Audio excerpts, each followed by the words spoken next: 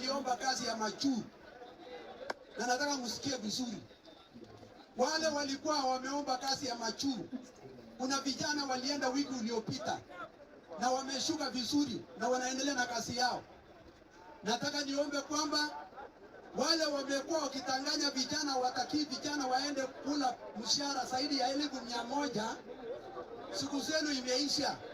Unataka kufanya hao vijana wawe maskini, ndivyo utaki hao waende majuu.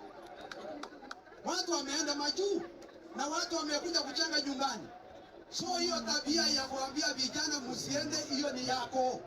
Kenya hii watu wameenda, na Baringo hii watu wanaenda, na Baringo Kusini nimesema vijana wataenda Canada, wataenda Amerika, wataenda Russia, wataenda everywhere.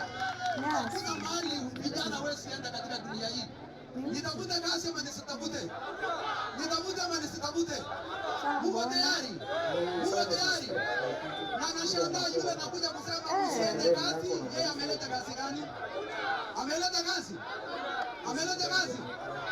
Niendelee kutafuta kazi? Asante sana.